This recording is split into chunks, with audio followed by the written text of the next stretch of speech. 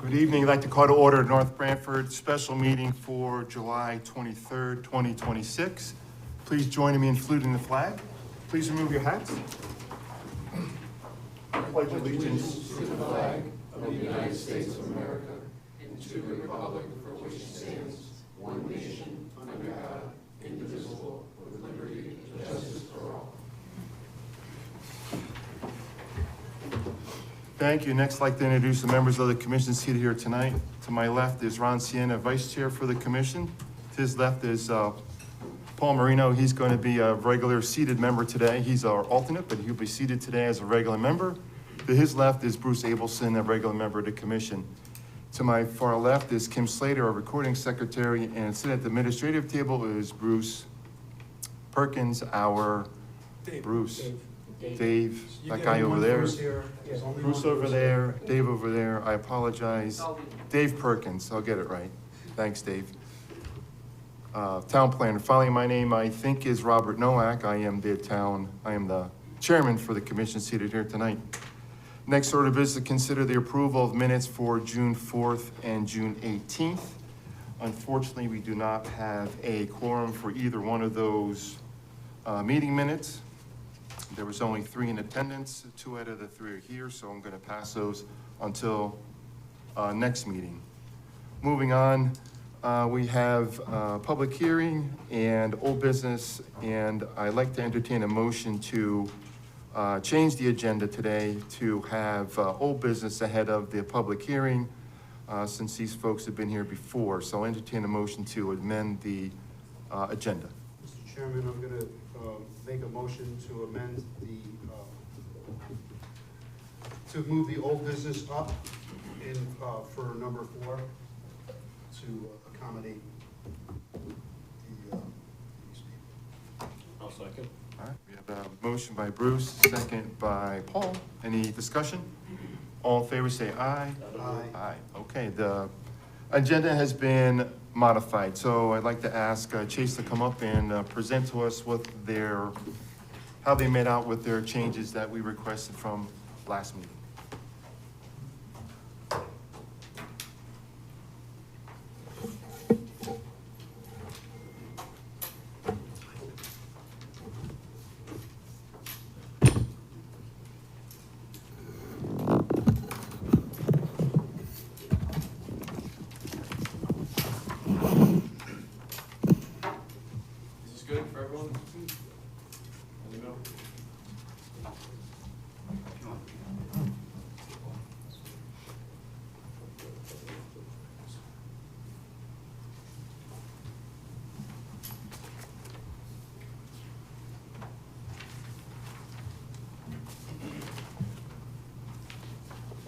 Good evening, everyone. My name is Jack Fallon with Stonefield Engineering and Design, the civil engineer on the project on behalf of Chase. This is our second meeting in front of the board, as everyone knows. So just a quick refresher for the project. Chase is looking to move into the 3,000 square foot building, which is formerly the TD Bank. This is part of the larger shopping center anchored by the Big Y supermarket. The overall site is about 10 acres in size, but Chase is only looking to disturb about half acre of that. There's one existing curb cut from the internal drive out of the shopping center, which is not going to change the purpose of it. To support the interior renovation of the site, Chase is looking to remove one of the drive up islands, build an overlay parking lot, upgrade the landscaping. At the first meeting last month, we received feedback from the board that we should add back the sidewalk along the northern portion of the site. So we made those changes to the site plan. We added back the sidewalk, and we upgraded it to improve ADA accessibility with ramps on either side towards the back parking area.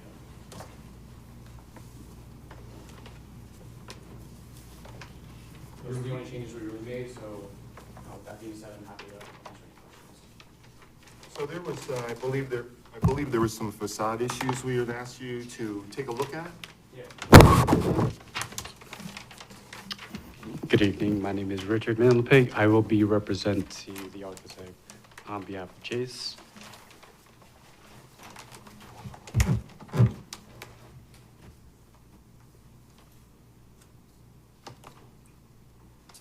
So from the last meeting, the comment was to incorporate more wood into the facade. In the main portions of the building where we're building out a little bit, we did replace what was initially that gray stucco colored paint with more of a Nichiha redwood. So that kind of gets wrapped around the building in a few areas of where we're building out. And in the cases where we are painting that gray, we are painting to match what would be that redwood color. So on all four sides, you'll kind of get that hint of what is now more of like a wood feel for the building. So yeah, front of the building, this would all be that Nichiha material, and then a few changes to the roofing, so that is going to be changed to black. So this adds a little bit more contrast to the building, so it's not flat, but like one color.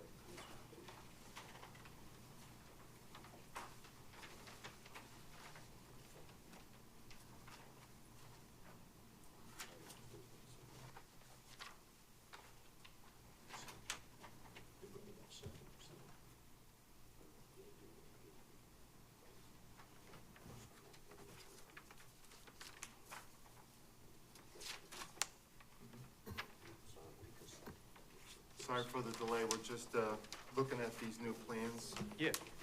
right now, so we haven't really got a chance to review them ahead of the meeting. Yeah, and I guess one thing I could point out as well as, we did initially have like a roof screen that was kind of painted the same color as the building.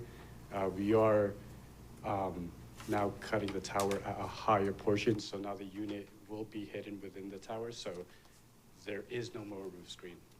It will just be that kind of redwood tower that hides it. So kind of less of an intrusion on the roof, also like visibility wise.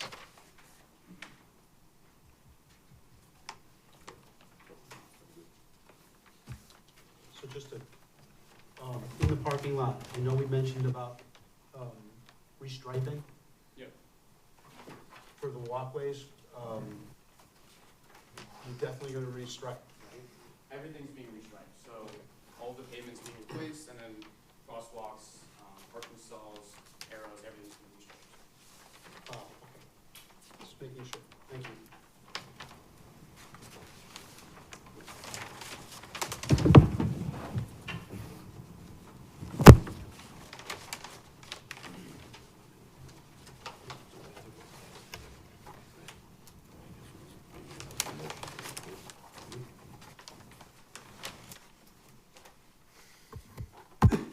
Dave, you have anything to offer? No, I think they have changed the facade to be closer to what you expected. Could you remind the commission about the existing trees? Were you guys gonna prune them? Make it look more presentable throughout the whole property? I know there was no landscaping proposed on any of the property, right? Out in the exterior, Route 80 and the access road. Is that still the same, right? That's correct. Okay.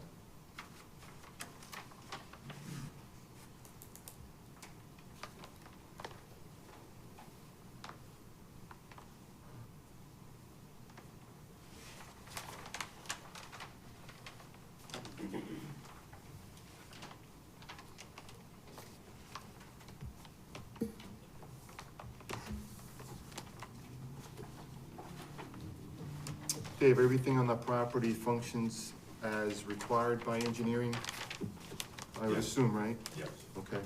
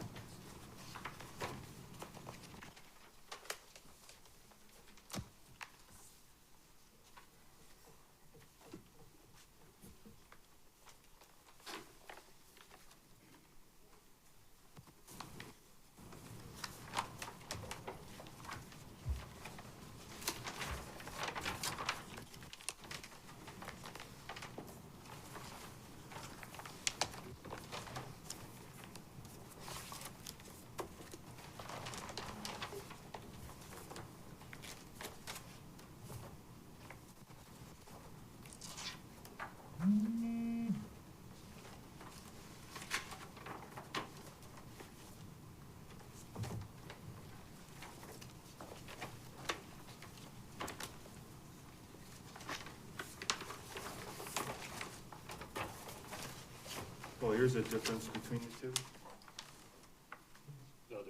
9-day, yeah. right, Yeah, 9 yeah, day? absolutely. We requested the woods Was facade. much darker before, right? Yeah. It was like a battleship gray or, Yeah. yeah, just That's more what we're looking for. more of a New England look. Okay. I think I like the black accent, that really makes it pop. More look.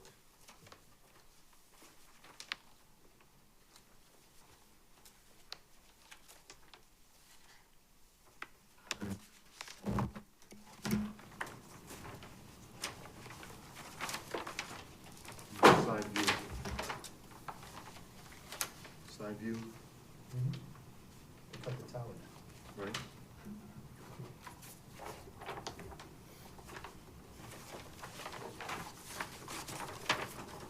Commission members have any other questions, concerns regarding the property for Chase Bank? Me with your satisfaction to what our request was? Good. Okay.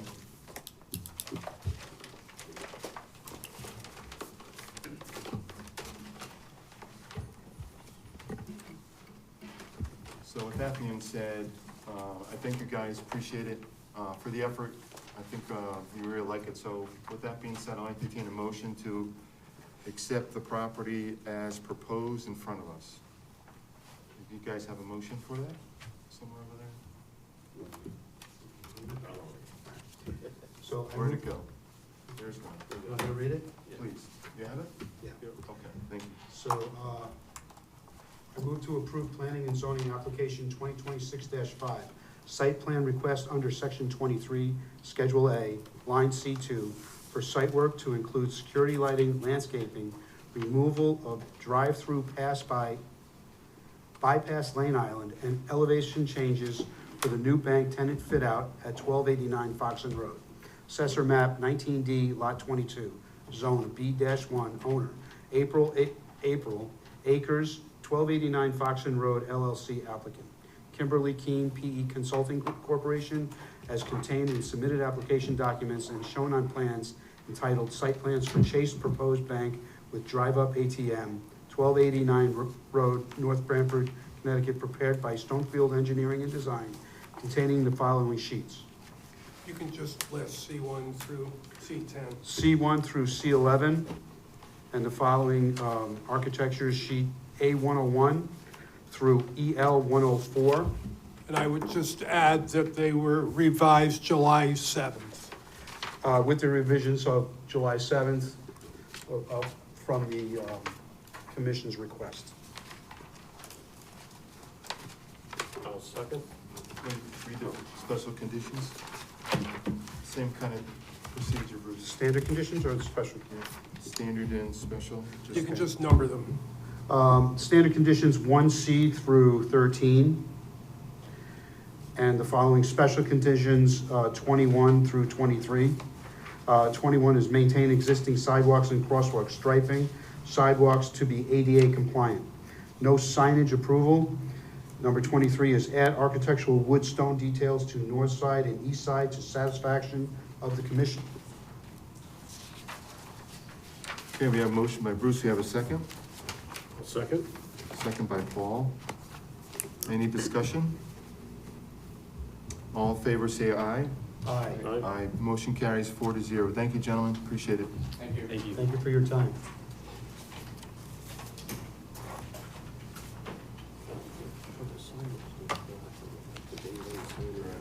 That's right. Yes, that's a separate approval for the signage.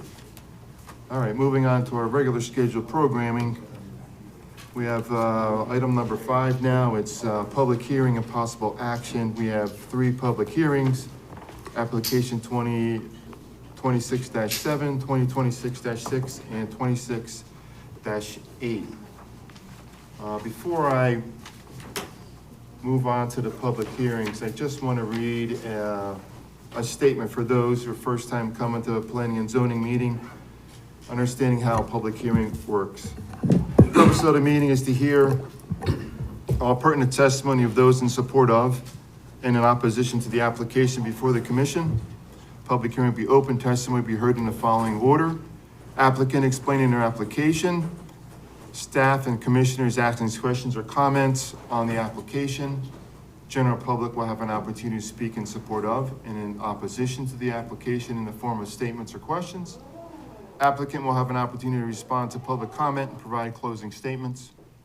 Staff and commission will again have an opportunity to comment. When all sides have spoken, public hearing will be closed and no further public discussion will be entertained. After public hearing is closed, the commission will vote on the application. Some of the rules for the public testimony. When addressing the commission, please speak into the microphone, state your name and address for the record. All comments should be addressed to the commission, not the applicant, be relevant to the application, and should not be of a personal nature. Please limit your comments to 3 minutes. Once your time has expired, please be respectful of the commission and other members of the public who want to speak. Please avoid repetitive comments. Once a public hearing is concluded, out of respect for the body, we kindly ask the audience to take discussion about the results out of the chamber so we may continue our business. Just another opening statement regarding the commission itself. Just want to remind everyone that the commission is comprised of volunteers who live in town and want to serve the community. We are not paid for our time. We come from various backgrounds and provide a different perspective of every issue presented before the commission. The commission role is to address land use in North Branford. The use of land is covered by our zoning regs in conjunction with the plan of conservation and development. In addition, we rely on expert and qualified employees of North Branford Police and Fire Department, along with their engineers and planning departments, to ensure the health and safety aspects are considered through their agency's point of views. We also rely on the town attorney to ensure that we are kept in policy and procedures for the state statute and town ordinances. Commission takes into consideration all points of views when we decipher facts from hypothetical, compare those facts against regulations, decide what is in the best interest of all town residents of North Branford. We then render a decision based on our own common sense, logic, and reason based on all the factors noted above. So with that being said, what I'd like to do is have the applicant, we'll start out with, I'm sorry, been a while since I ran a public hearing. So before I do that, I'm gonna have our regular member read into the record the legal notice for the public hearing. Bruce, would you do us the honor? Thank you, Chairman. This is a legal notice for North Branford Planning and Zoning Commission. Notice of hereby given that the North Branford Planning and Zoning Commission will hold a public hearing at 6:30 p.m. on Thursday, July 23rd, 2026, at the North Branford Town Hall, 909 Foxen Road, North Branford, Connecticut, to consider the following.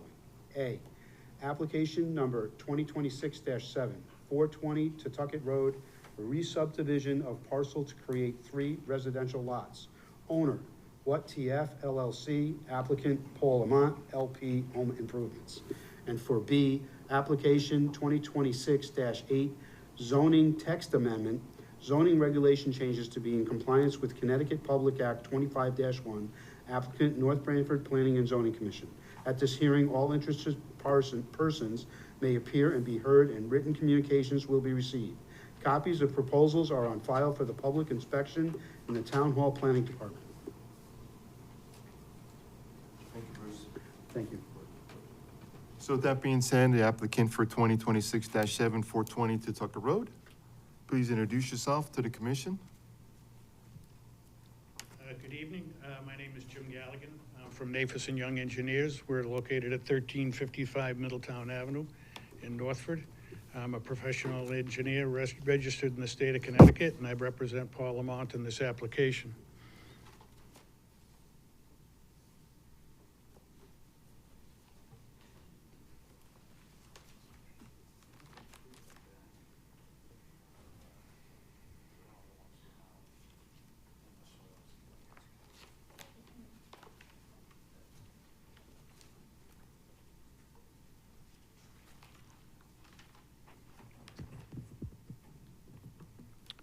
For the record, I had just dropped off with the town planner the in the wetlands report, the copies of the return receipt requests that were sent out as required by the public hearing notice, and the green cards that we received back. The subject application is a 3-lot subdivision located at 420 Totoka Road. Can you hear that when I speak? This is the parcel. If you know if you're from town or have been in town for a long time, this is Joe Boy's piece right here. This is the most northern end of his farm. He used to have the cows and everything were always located there. They had that fire many years ago with the tires was located in this location up in here.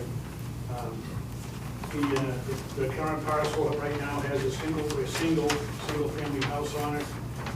They're in the process, they may actually be in the process of getting a CO at this point. Mr. Lamont is looking to subdivide 2 pieces off this parcel. The minimum lot sizes for the front lot is 40,000 square feet. The actual is actually 380,000 square feet. And the rear one is over 180,000 square feet. So both lots meet the zoning regulations. Conservation easement is being installed on the very rear part of this parcel. It will still be part of the land and responsibility and maintenance of the conservation easement will rest with lot number 3. It will not be burdened to the town of North Branford. The 2 driveways to this parcel are gravel driveways, and there'll be a bituminous parking area at the top of the driveways. There is 2 small detention areas, if you will, that catch runoff that comes off the driveways before it discharges out onto the road. There are bituminous aprons at the bottom of the parcel. This was a single piece. We're calling it a re-subdivision just to err on the side of caution. The 2 houses are going to be served by water and septic, and they have sightline distances for access onto the parcel. It's a pretty straightforward application of 3 lots.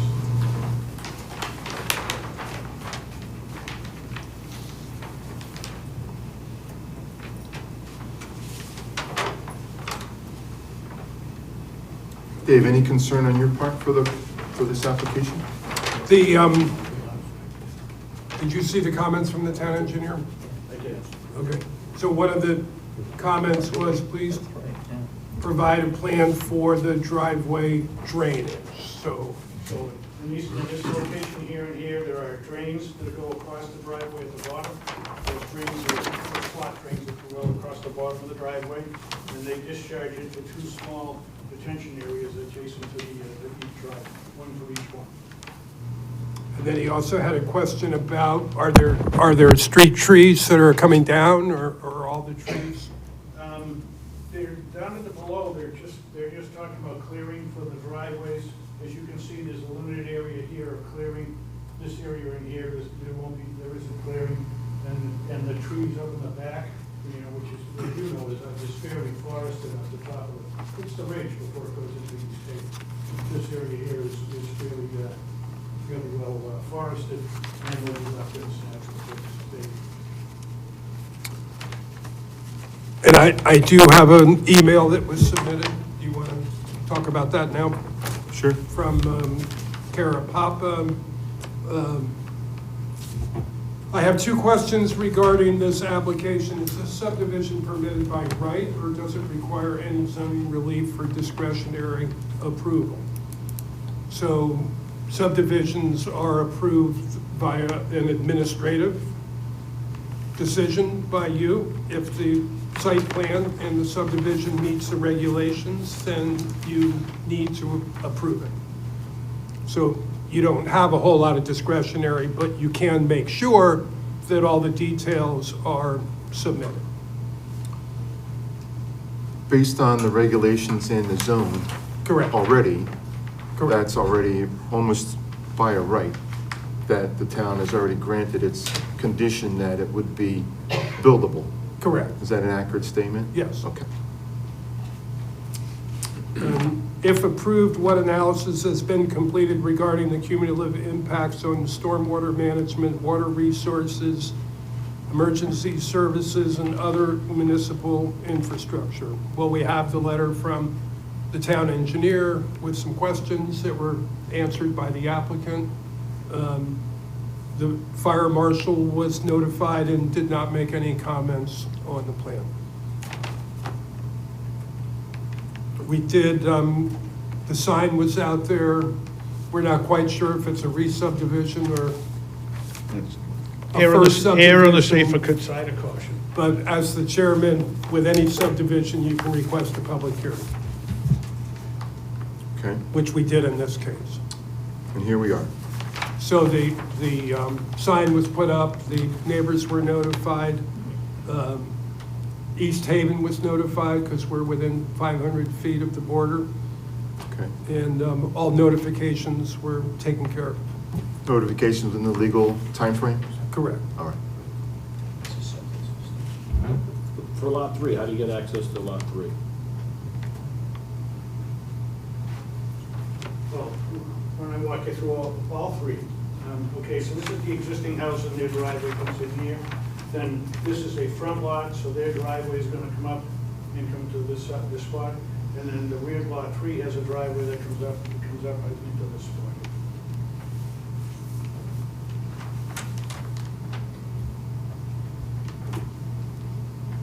Total Was- of 3 houses.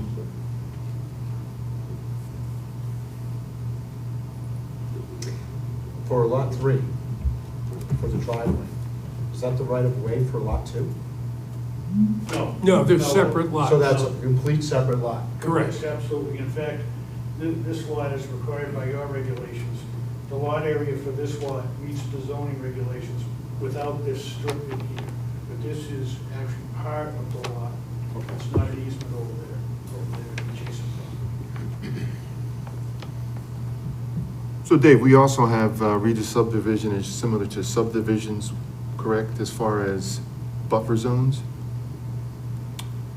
For example, I think in our subdivision regulations, there's usually a buffer between, is that rear lot, the front lot? Correct. There should be the buffer line on the rear lot. In here. It's right there. The buffer line for planting trees between the front lot and the back lot.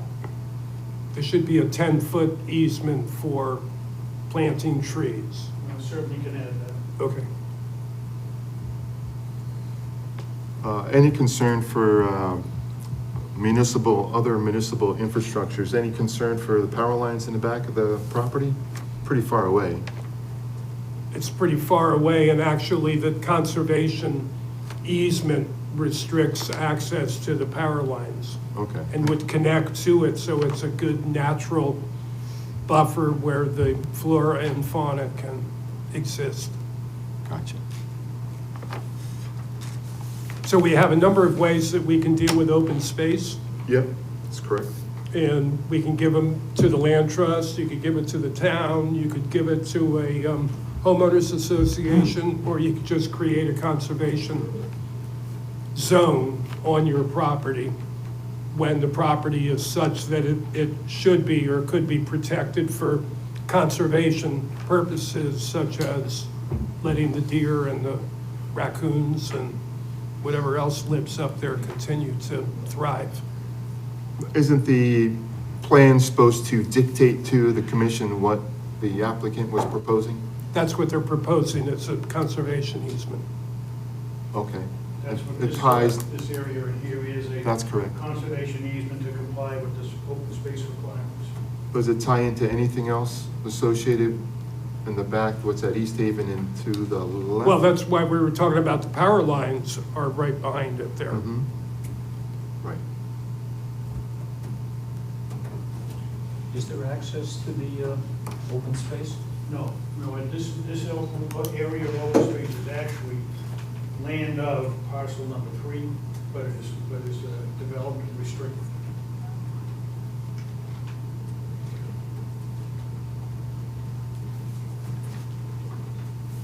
So it's always a sticky point for the commission for open space. It's always kind of weird. We don't really like open space unless it's tied to something else. Is that an inaccurate statement? That's more accurate than inaccurate, but it says conservation easement. So that's another, maybe I'm not understanding that proposal versus regular open space that's tied to some other Well, it's. community it's- property I- that's accessible.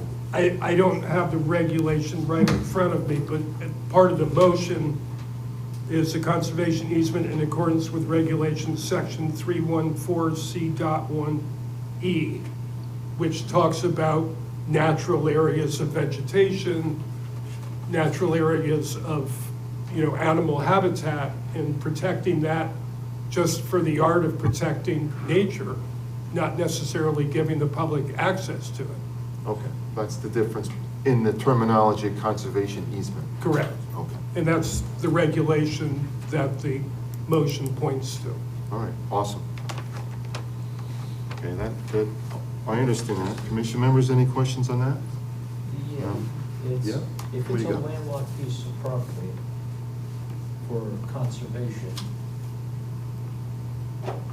is it part of lot 3? Yes, Who pays taxes on it? lot 3. Okay, so there's no special dispensation on, That's up to the assessor. I have no idea. the taxes at this time of the year are near and dear to me. I just, Well, if you gave it to the land trust, it wouldn't be taxed. If you gave it to the town, it wouldn't be taxed. So this way, maybe you have a chance of it being taxed.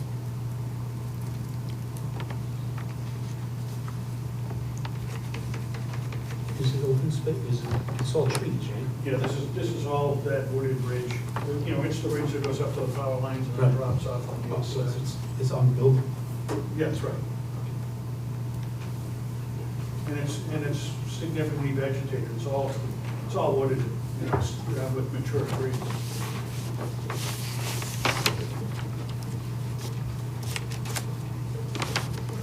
Dave, anything else to add?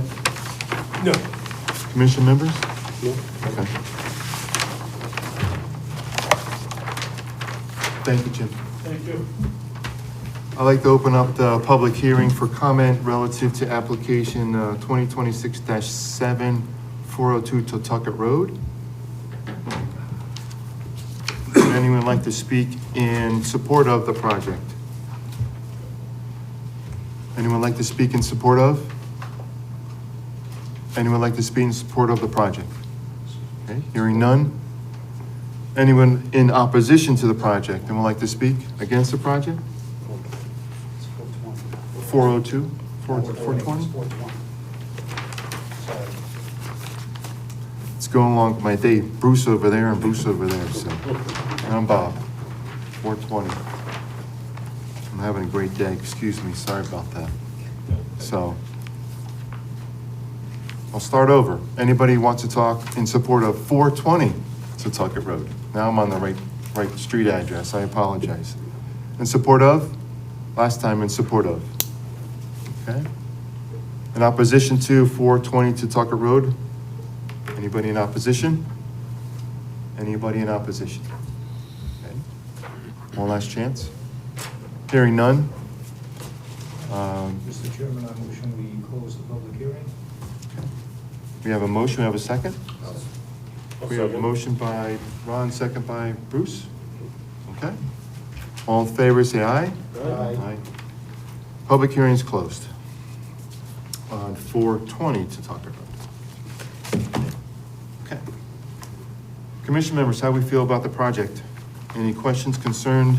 I think Jim provided us with pretty good detail rendering of what the potential homes could be on the property.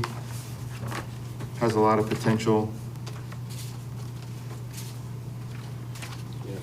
Questions or concerns?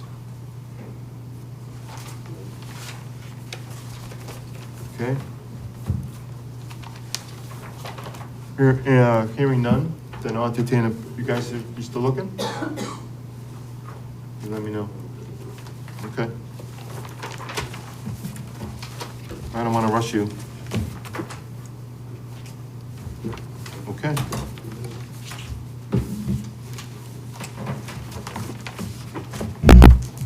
Okay. um, With that being said, I'll entertain a motion to approve the application 2026-7. Second. We have a motion. Someone needs to make a motion. You need to make- Not 402, 420. 420, make a motion. There is one written up though, right? Here's one, 420.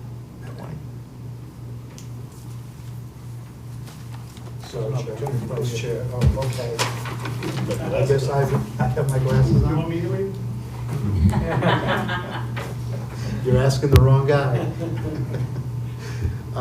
So I make a motion to approve PZ, Planning and Zoning Commission application 2026-7, 420 Tucket Road, re-subdivision of lot to create 3 new residential lots with frontage access on Tucket Road. Assessor map 36D, lot 3, R40 zone.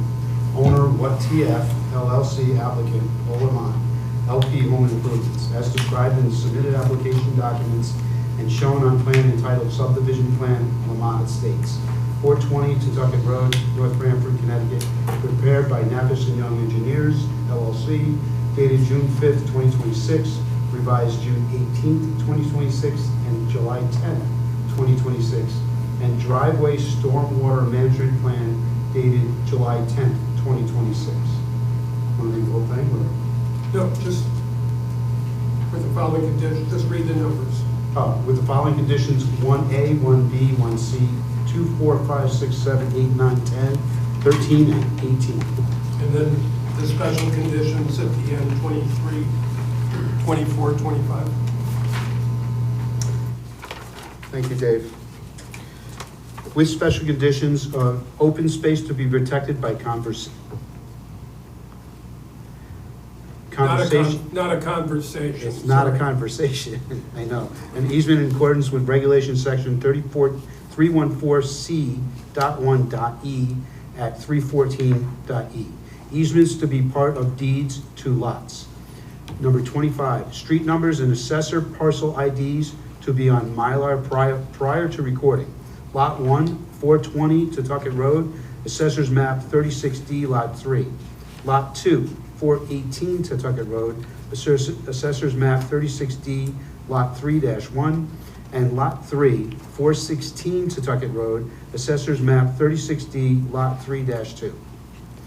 The commission's summary reason for approval of the subdivision, the proposed subdivision conforms to the zoning and subdivision regulation requirements. The residential development is consistent with the existing neighborhood. The application is generally in conformity with the recommendations of the plan of the I can't even say that word Got tonight. that one right. And development. Thank you. We're good. So Bruce, can we add number 26 to provide a buffer between the front and rear lot? Correct. So moved. Okay, so item number 26 as stated, right? As stated. Did I say landscape buffer, right? Landscape buffer 10 feet. Landscape buffer. Landscape, Number And landscape 26. buffer between front lot and interior lot. correct. Was it 10 Well, foot width? or which something? that's lots 2 and 3, 10 foot width? Lots 2 and 3. right? Landscape buffer between 2 and 3. Correct. Yep. All right. I'm all talked out today. I'll We have a second. motion, we have a second? I'll second. Okay. Bruce motion, second by Paul. Any discussion? All in favor, say aye. Aye. Aye. Motion carries 4-0. Thank you, Jim. Thank you. Thank you. Good luck with your project, sir.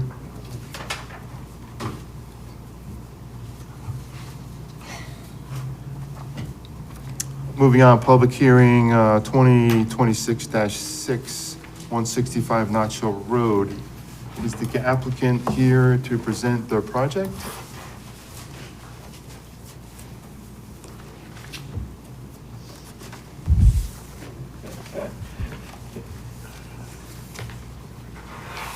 As a matter of fact, we are.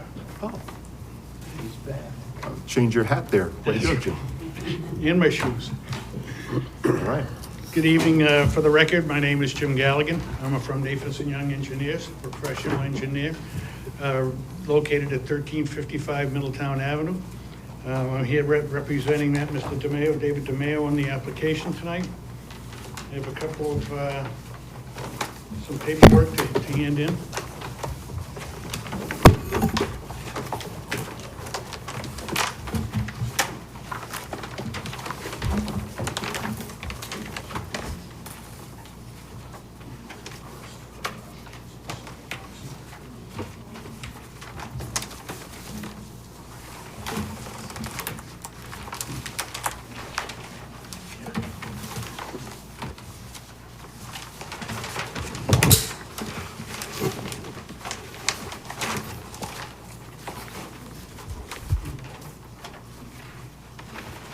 I'm a little more comfortable doing this when I can dance and talk at the same time. So the subject parcel is on Notch Hill Road. I think we all know the piece that, once I describe it, right here is that large knob of rock where there's a sharp turn on the side of the road. There's two small driveways that lead up into this piece. The piece is about 11 acres. The site is, the address of the site is 165 Notch Hill Road. The parcel is subject to an easement in favor of 195 Notch Hill Road, and you can see the layout of that easement. It's an easement in use and not in description. It's a driveway that comes up and provides access to the adjacent parcel. And that easement and access will remain in place before, during, and after the construction of the project, and will remain untouched. I gave Dave a copy of the wetlands report. As you can see, there's a small pocket of wetlands in the southeast corner of the parcel. We're not doing any work in that area. I've also identified in blue the 100-foot setback for the wetlands.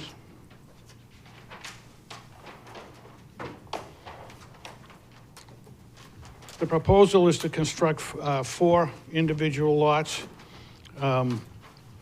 One front lot located in this location that I'm going to refer to as lot number 1. There are 2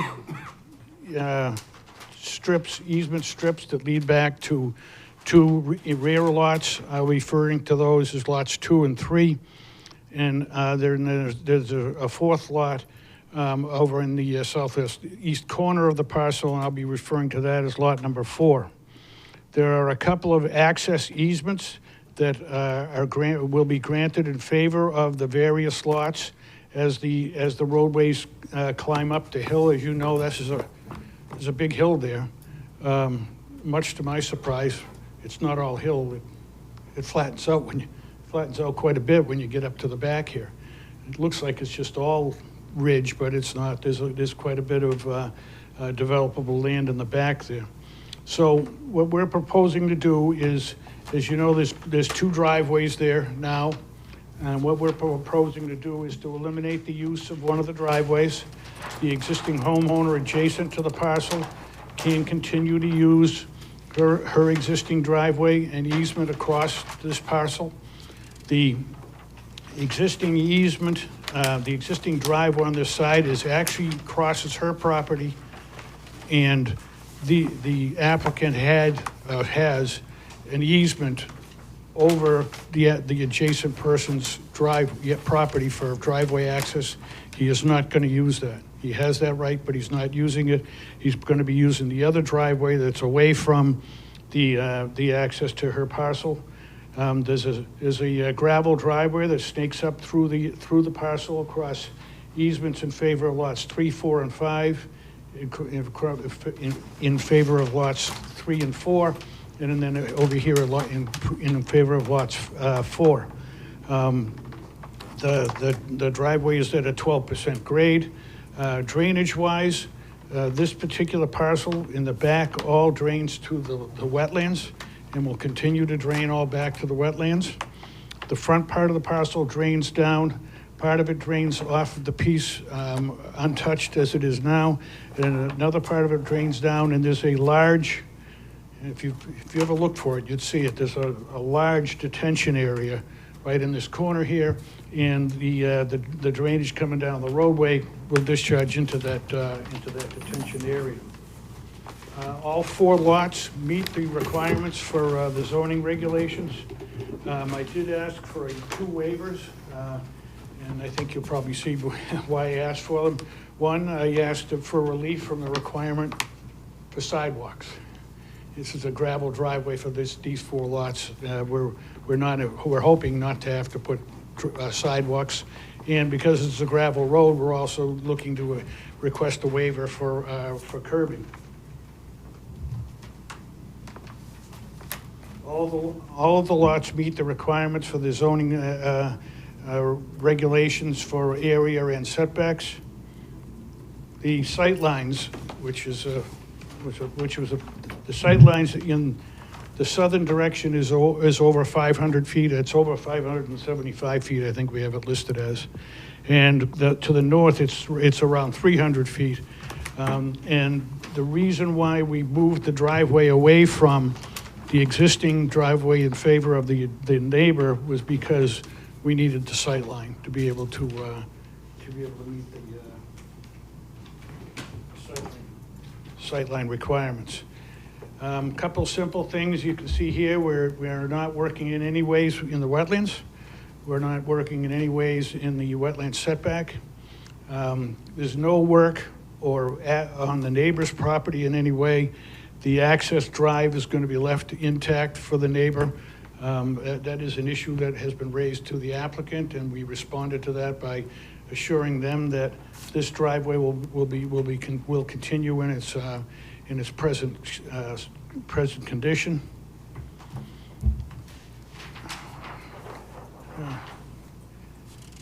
This is it's a little more complicated than the last 3-lot subdivision, but it's basically a 4-lot subdivision in compliance with the zoning regulations. This is going to be a private driveway to the back here. In several locations, it follows the existing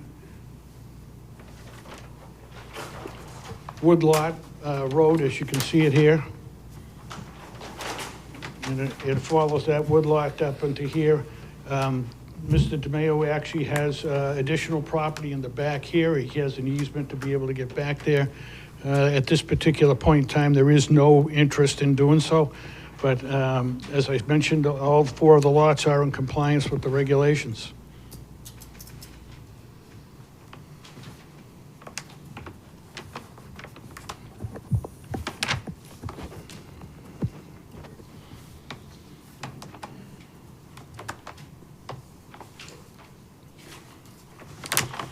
So tell me more about the driveway to the northern lot that's not part of the subdivision. Is that an easement? There is an access easement. No, not that one, the existing house. Oh, the existing one. There is an existing easement on record. Correct. Across this property. It's not a defined easement, it's an access easement. It's access of right. You know what I mean? It's not a variance and distance easement, it's an easement of right. And it crosses over this part of the parcel and then enters onto her parcel. And will it be accessing any of the driveways to the newly created lots? Will it be sharing that driveway? Well, you're right on top of this, huh? What? You're right. Obviously, you've been talking to the same person I have. No, the answer to that is no. Her access driveway is going to remain solely to her. There is another access driveway that's being constructed, and the reason for that is because of the grade.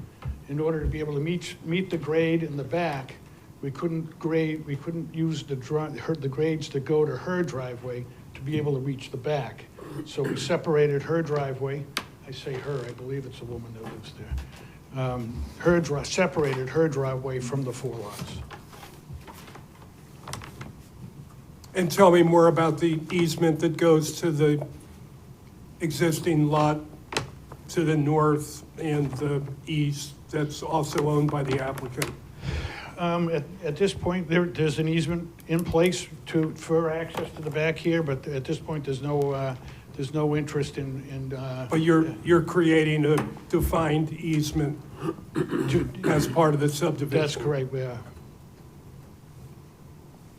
The intermittent stream as part of the wetlands? Yes. Is a wetland, is under the jurisdiction of the wetland agency.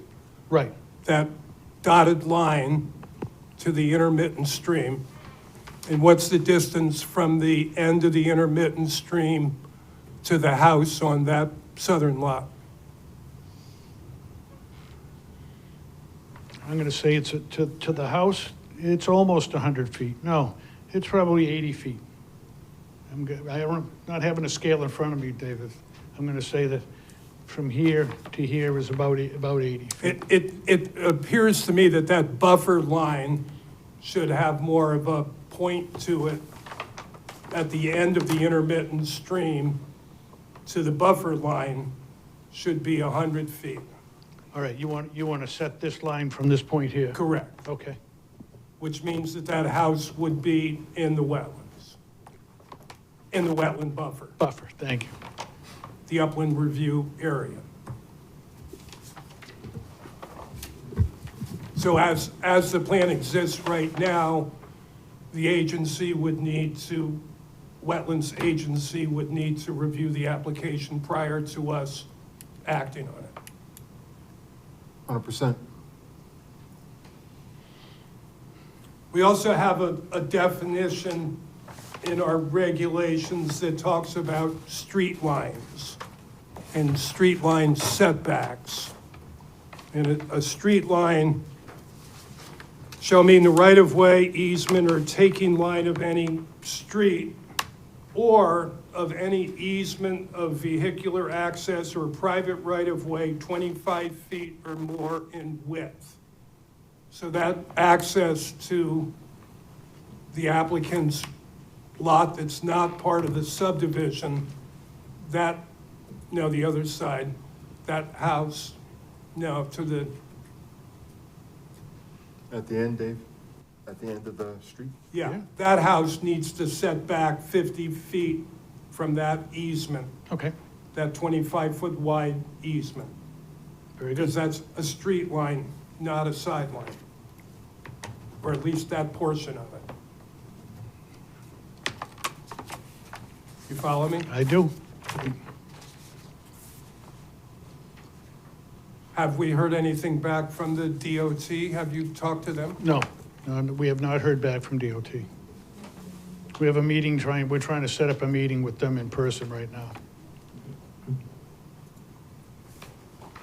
Anything else, Dave? I have letters from the police department expressing concern about the sight lines and traffic and speeding and how you're gonna get in and out of there and everything else. We have no stormwater plan. Well, the stormwater system is just gonna mirror what's Right, but we there. don't have the required stormwater study Okay. All right. that shows how much water there is, what's gonna happen during the storm, and you know what I'm talking about. Yes, I do. Those are So, my preliminary comments after looking at this plan on Tuesday and Wednesday. so just looking at it right now, how in the regulations do we address the corresponding adjacent easement to the house that's to the north of the private driveway? Well, it can be just part of the subdivision if it works. I mean, I think I need to look at it more.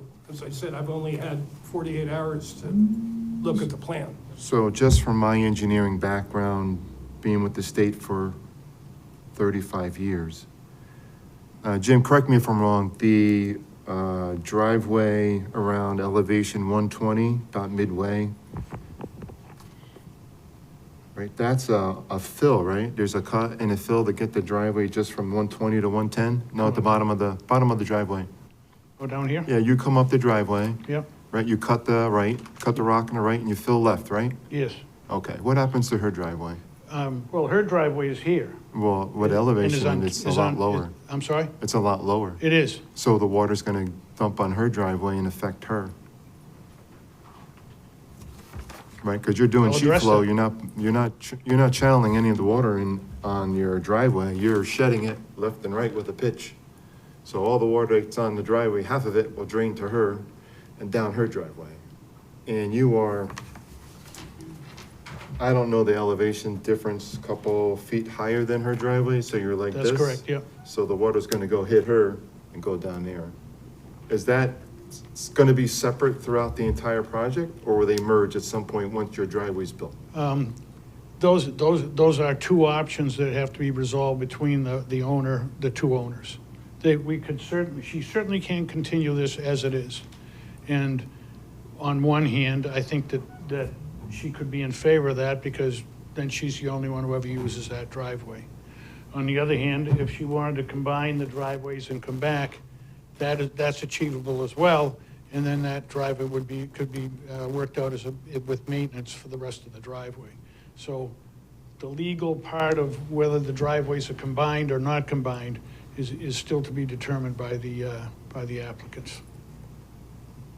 You can only have a common driveway to two lots.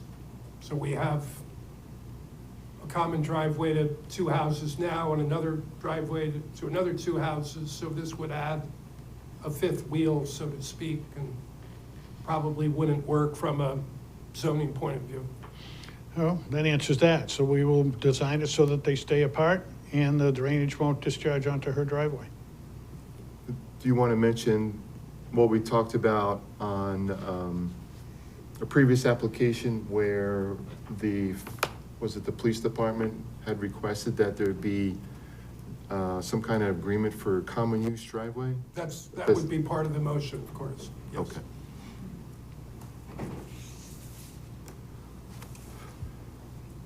Talk about the last house,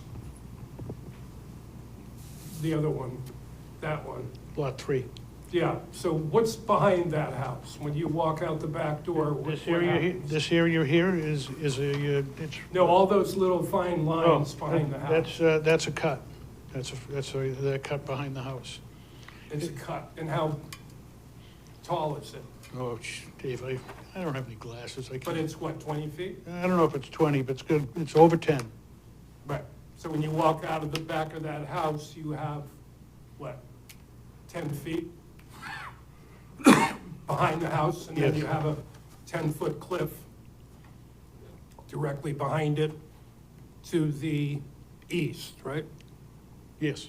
So when the sun rises, you won't see it for a long time out of the back of that house. Did we get a report from the fire department? Yes, we have a brief report from the fire department, yes.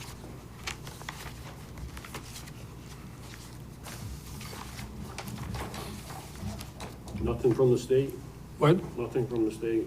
The only thing we have is our own police department and the fire. He has department. not met with the state yet. When you first pull in, you said you're gonna make the driveway separate. How, are you blasting all that rock that's there? There will undoubtedly be some blasting for the foundations for the buildings, and I expect some in this corner here.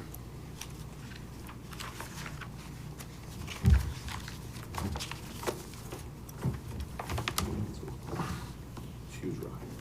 And what about you said you were raising the grade, because the grade, if you kept it, you couldn't get to the back. So you were raising the grade. The minimum slope, the maximum slope. The maximum slope for gravel driveway is 12%.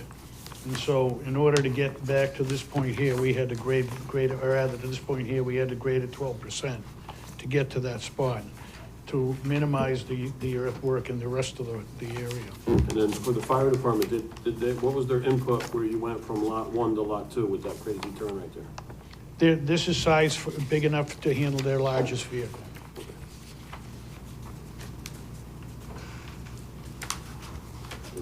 the other turn that goes the other way too. This one. This one? Yes, From 2 to 3 to 4. both of these, Yeah. well, this is the tightest one, and it's size big enough to handle the fire And department's then so lighting. that spot would be another common driveway from 3 to 4. After 2 to 3 to 4, that'd be another common driveway. Yes, this is common driveway here and a split there. So you're pulling 4 common driveways out of that? Or 3? 4 from here, 4? yeah, because there's 1, 2, 3, and 4. The shape of the parcel and the grades that are, especially the grades that are associated here and here, although that's not part of our parcel, require us to work our, snake our way up the hill, for lack of a better term. Since that's a state road, you can't cut back all the trees because the sightline, when you pull to the bottom and look up and down the road, you can't see anything because of the trees unless you nose out to the street. Unless they require it, that's correct. The state. Now, when I did the 2-lot subdivision down around the corner, and I don't remember the. I don't think that corner was as sharp as this. No, one. it's not, but I was No, talking yeah. about the trees. They required that we cut several of the trees. Yeah. And they required that we extend the guide rail. And then if they do, I don't know if they'll let you cut the trees because to the right of that, if you're pulling out, isn't that like a retention pond or that's a wetland or Yeah, something? that's a retention pond, that's So correct. you can't really cut the trees out of there. You're not supposed to touch it. Well, it's theirs. It's their if they require us, we will. Again, the word is require.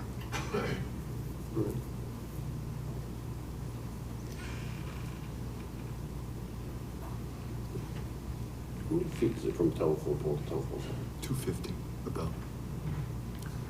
Dave, you want to read the email that we received on this application too? This is from Cara Papa, 165 Notch Hill Road. Is this subdivision permitted by right, or does it require any zoning changes or special approvals? Again, I think we went through that before. This is a re-subdivision for sure. Has the commission evaluated the cumulative impact on infrastructure, drainage, and municipal services? Well, we have the report from the police commission. We do have one from the fire marshal that I can read shortly. I don't think we've completed our study in terms of the drainage issues. Correct. Given the proximity of the proposed lots to high voltage lines, Yeah, that I was think actually where she the got voltage that one went. backwards. Where is the high voltage, where is that off of Notch Hill? That's like right there. Isn't Yeah. it right near there? Maybe, half a mile, quarter mile, eighth of a mile Down the road. down the road? Yeah, it's pretty far away. Yeah, that's down right in the other subdivision. That's down where I did the subdivision around the corner, where I mentioned that I had to cut the trees, and we had to put in that guide rail. And I apologize, I can't remember the address of that. So you're raising, how much are you raising the pitch of the grade? And what are you doing with the runoff from all that? So the grade is what it is now, which is pretty significant, and you're gonna raise it more to get to the back. Well, we're gonna, there's a cut and this is mostly a cut through here to get to this point here. And then we try to mimic the elevations more closely in this area here. And what'd you do for runoff, like storm drains and runoff and anything Well, like it's a that? gravel driveway. So the gravel's gonna run. And the majority of it is a gravel driveway now. Yeah. This gravel driveway continues on up through here and then runs off like that. So our intention is to bring the runoff down to the existing detention pond, which was put in for this parcel in the first place. That's the state property to let you tap into that? Well, yeah, yes, they'll let us tap in. And again, if required, they will. If they require it, we'll do it. So Jim, thanks for reiterating that. And you did say it was a 12% grade. Yes, this is a 12% grade up into here, and then we try and flatten it out here. We're trying to get up to this high point as quickly as possible because we want to try and minimize the earth excavation work. So have you considered a different type of driveway system? At a 12% grade, I don't think that gravel is going to stay very long. What's the grade now? Do you know? He's gonna make it 12%, which is, if you go down Snake Hill, that's 7%, I believe. And he's gonna make it 12. So that gravel's not gonna stay, Jim. Might wanna rethink about stabilizing the driveway with some kind of other material, geotech or something like that.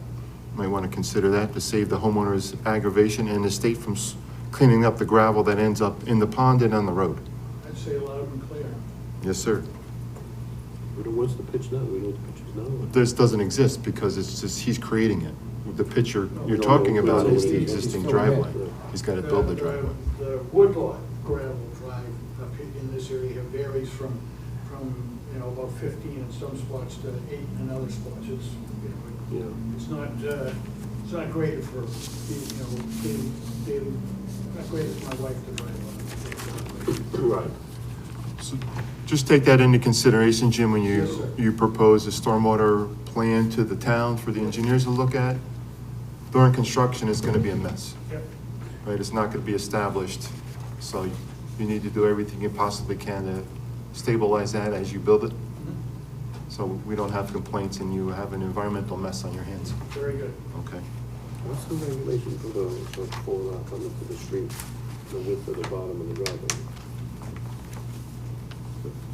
What's the width of the, Well, what's? that's addressed, it's on a state route, so, Has to be- so whatever their requirement is, Jim's gonna comply to whatever that driveway apron maximum distance. I know commercial's 30 feet, a residential might be 12 or 15, I don't know. Well, 18 is is a road anyway. Yeah, that's what I didn't bother mentioning, it's 18 feet. The road's 18 feet. Skipped right over that. Yeah, no, we appreciate that. Thank you, Jim. Any other question, commissioners? Dave, you have any more questions, concerns? Not yet. Okay. So I want to open the public hearing and entertain those in support of and opposition to, and I'll leave it open. Sure. Did we Thank get you, anything- Jim. Did we get anything from the town engineer, Dave? Yeah, he's got Everything from the town? he's got a bunch of, you have concerns from the, Town engineer? He hasn't had a chance to give us the whole thing. I mean, I think the biggest thing is the stormwater report. We don't have one. it's a work in progress.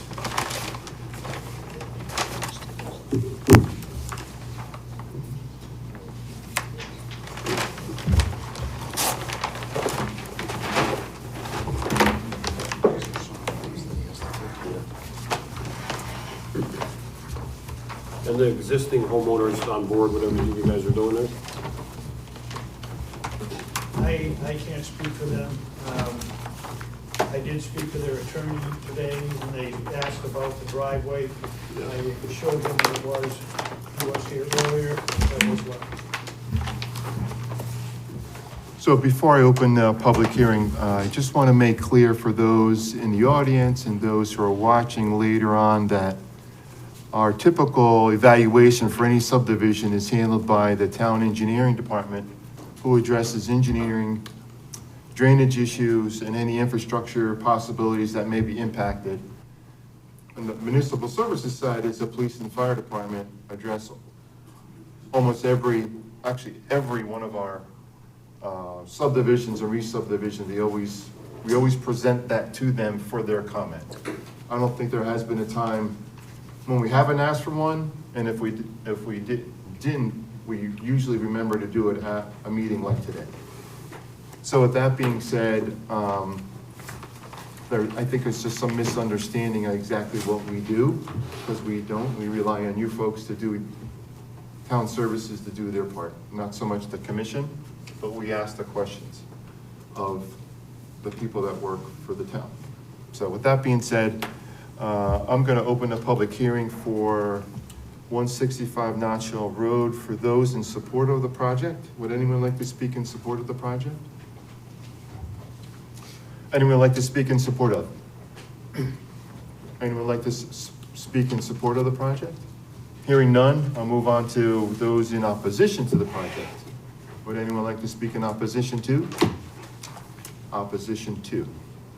All right, hearing none. With that being said, we have a lot of issues that need to be addressed, so I'm going to continue the public hearing to the following meeting for application 2026-6, 165 Notch Hill Road. Thank you, Jim. Thank you very much. You got it, kid.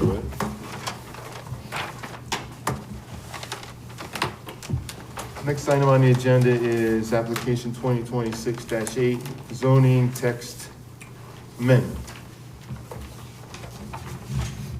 So we're faced with making changes to our regulations from Public Act 25-1. In addition to that Public Act, the North Branford Planning and Zoning Commission has been trying to improve our regulations relative to our town centers. We've always, since I got on the commission, there's always been this idea of what do we want North Branford to look like as a whole?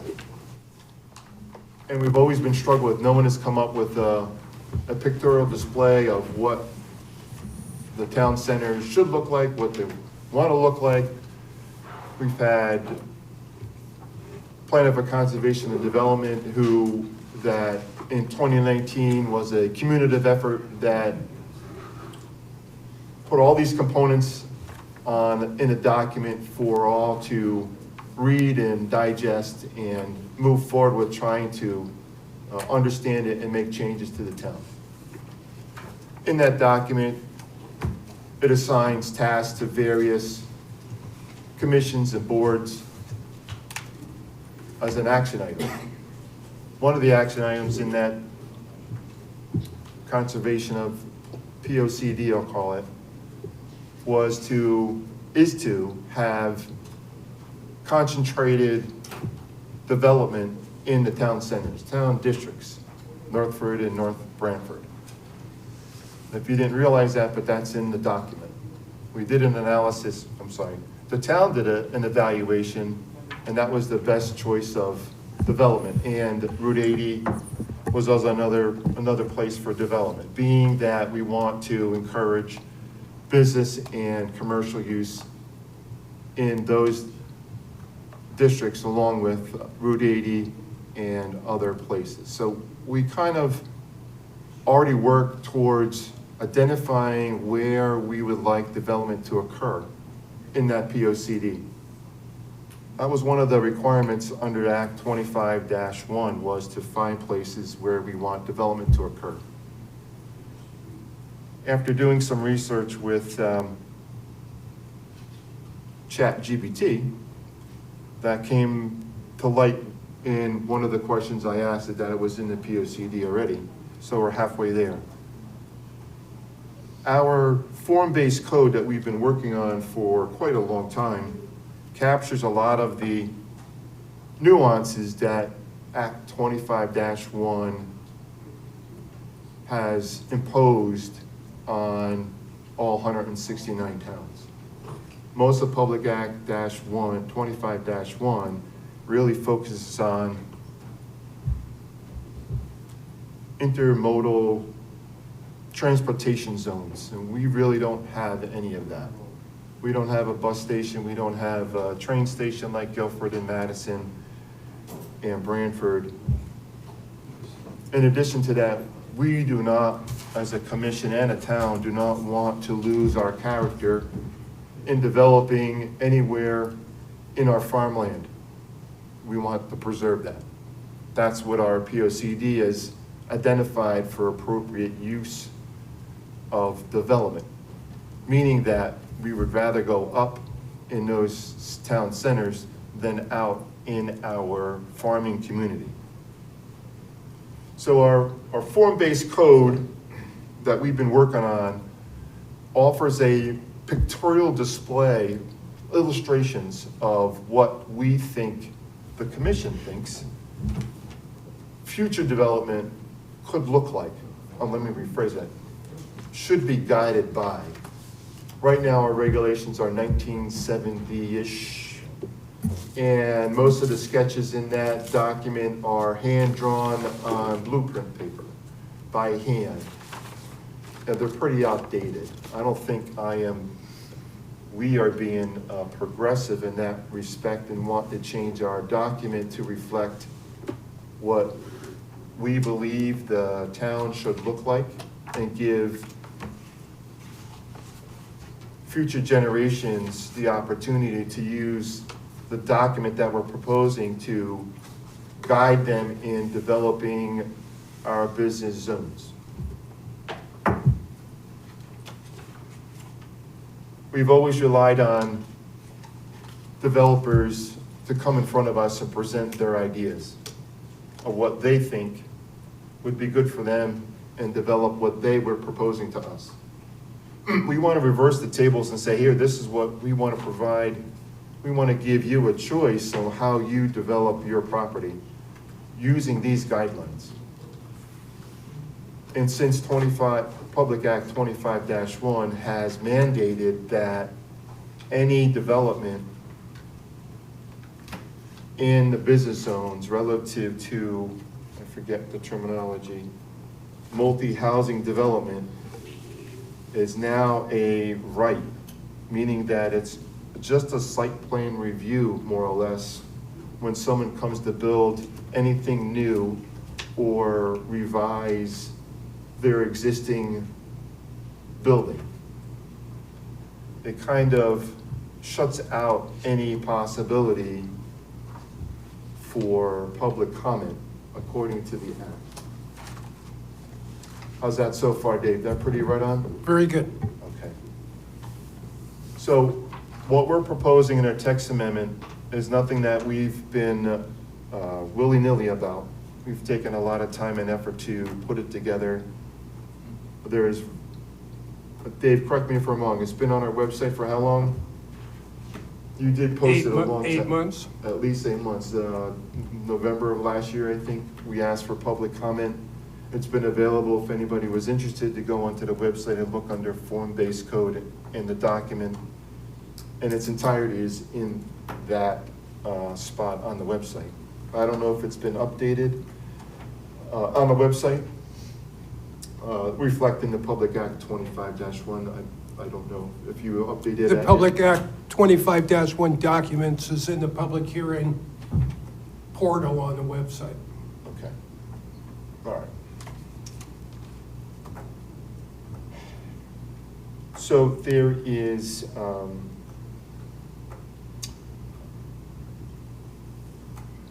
having trouble where to go from here, Dave. Guide me on that one? You want me to, I could just read the germane part of House Bill 8002, Public Act 25-1, that we're addressing outside of the parking regulation. Okay. This would be the draft zoning regulation update that would replace our 42.5.1 regulation for middle housing development. So the Section 16, Section 8-2S of the general statutes is repealed and the following is substituted. And it's a little hard to read it, but I'll try to read the good parts. On and after July 2026, any zoning regulations adopted pursuant to Section 8-2 as amended by this act shall, underline, allow for the development of a transient community middle housing development as defined in Section 11 of this act, or a mixed-use development on any lot that is zoned for commercial or mixed-use development, subject only to summary review as defined in Section 8-2R as amended by this act, and may allow for the development of a transit community middle housing development on any lot that allows for residential use, subject only to summary review. So you're probably going to ask, what is a transit community middle housing development?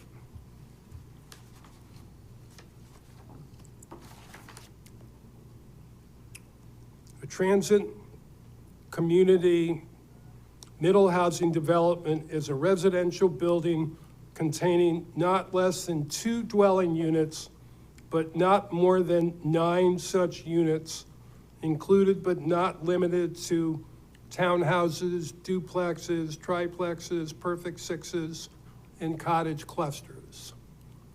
So basically what this bill says is that all the towns in the state of Connecticut, by summary review, which is site plan review, must allow for residential development in a commercial zone of up to 9 units based on your zoning regulations. So you can still control the setbacks, you control the coverage, you control the height of the building, you can control what it looks like to a certain extent.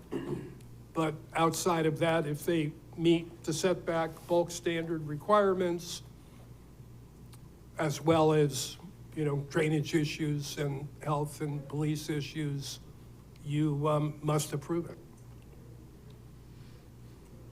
Okay. Right now, we allow for residential development in commercial zones, but you must have commercial activity on the first floor. This bill takes away the ability for us to require commercial development on the first floor.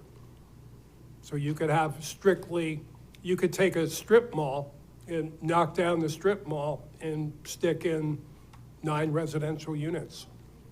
You could subdivide that lot if you can meet the subdivision requirements and the bulk standards, and you could create 9 units on one lot and 9 units on another lot. That's what the state has dictated to us.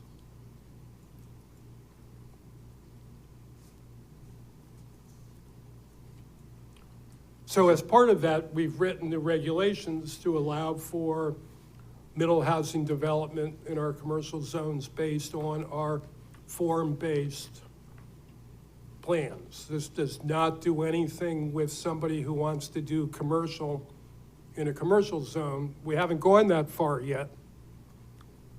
We haven't said this, this is all in just B1 or B2 for commercial.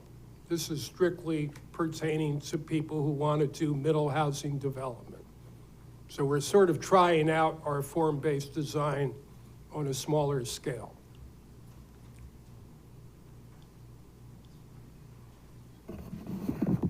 So Dave, this doesn't involve R40 or R80, correct?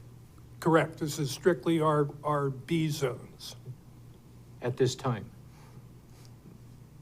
Well, yes, at this time, yes.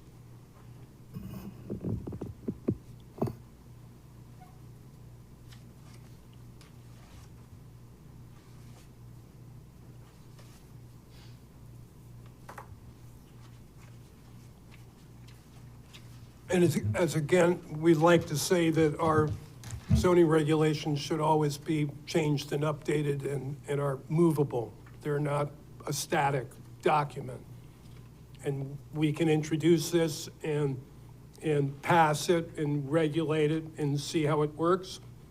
And we can change it whenever we want to change it. And again, you're working in a legislative capacity at this point.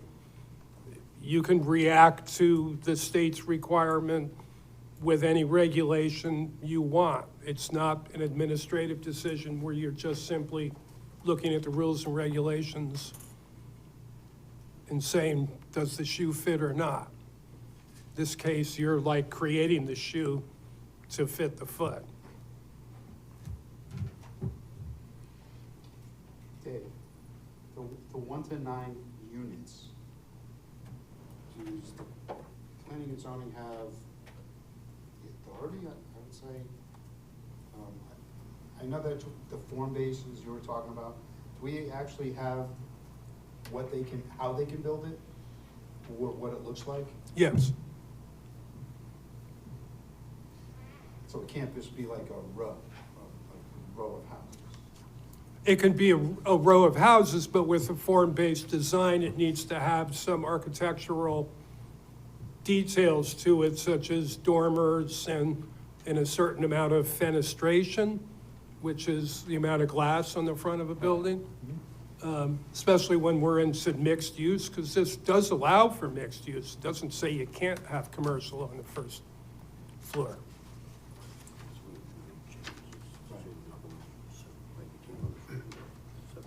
Can I expand on that 25-1 a little bit more? Yes, sir. So there's a couple bullets that came out of the Public Act.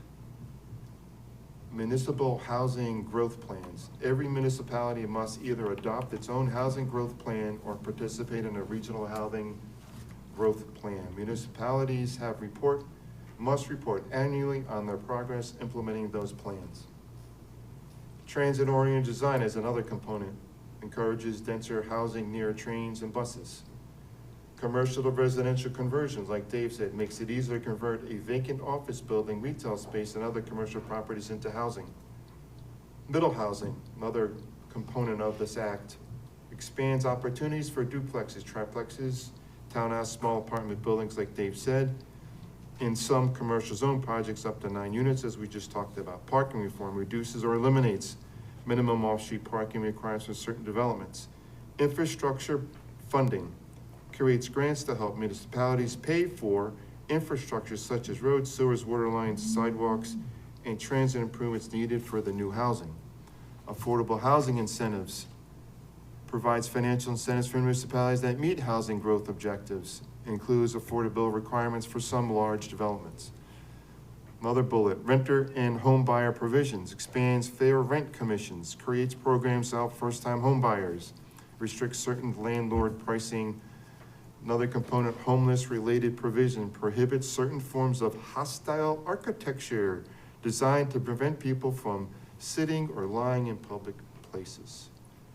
Arguments in favor of, supports the law. Supporters say addresses Connecticut's housing shortage, should slow rent and home price increases, encourages development where infrastructure already exists, makes better use of vacant commercial buildings, helps younger families, first-time home buyers, provides incentives instead of imposing rigid statewide housing quotas. Arguments against, reduces local control over zoning decisions, could increase traffic, school enrollment demand on municipality services, may change the character of some neighborhoods, creates additional planning and reporting requirements for municipalities, does not guarantee that newly built housing will be affordable to middle income residents, could encourage higher density development in places where infrastructure and environmental conditions are not ideal. That kind of sums it up and gets away from a little bit from our land use discussion as a commission. But I thought it'd be important to kind of touch on the highlights of that. So it's not only this bill is imposing on us middle housing, it's also asking us to come up with a housing plan. So I believe Southern Connecticut Council of Governors is going to, let's just move on to that one. SCROG has significant implementation role under the act, but it's not a regulatory agency and does not override local zoning authority. Their responses are preparing a regional housing growth plan. So regional housing growth plan, SCROG, I believe, is from West Haven to Guilford and as far north as Durham, maybe? So they're looking at a housing growth plan for the region, right? So the region, they're gonna come up with how much housing is needed in the region, and then they're gonna divvy that up by town, in my opinion, but I don't know. Last I knew under, if I'm accurate or not, maybe not, but there's a movement afoot called Desegregate Connecticut. And those folks have been pushing the agenda with the legislature. I could be wrong, and I'm sure Dave will hear about it via email. That at the time when it came about when we were doing our affordable housing plan a couple years ago, and they were pushing for, or they stated that there was a 25,000 unit shortage in the region. And part of our obligation was to create 718 units over what period of time, I don't know, I could be wrong, but that was my take on it, and that number sticks in the head because I'm an engineer, so that's just me.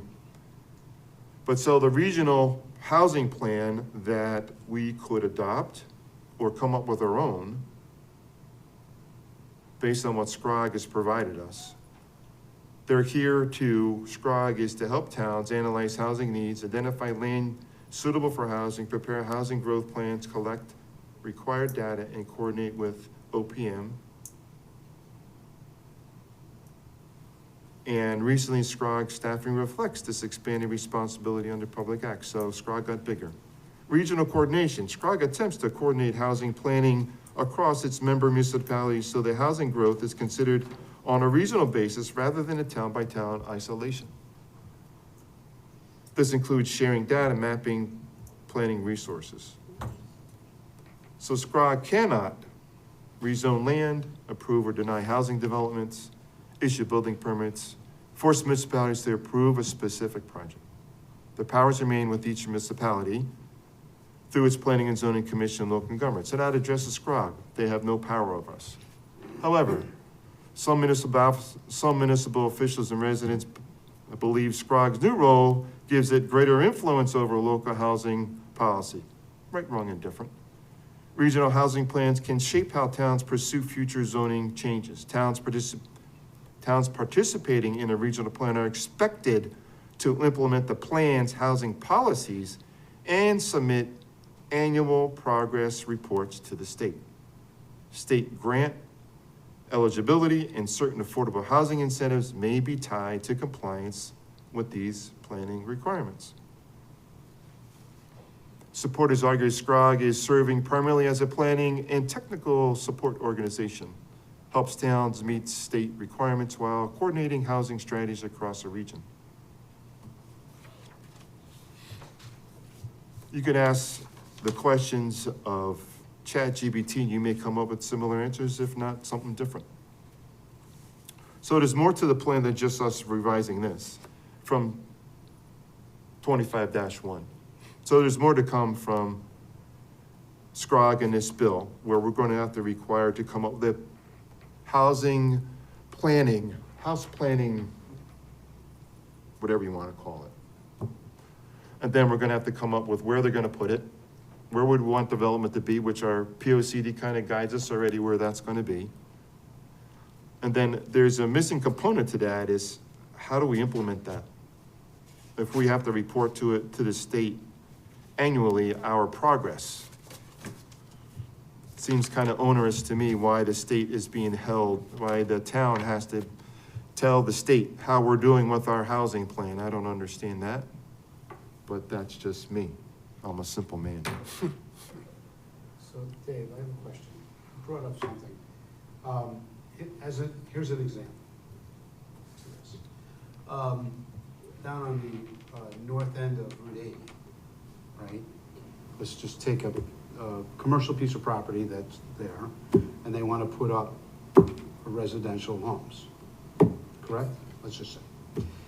Well, there's no sewers running along Route 80. You mentioned that there's grants.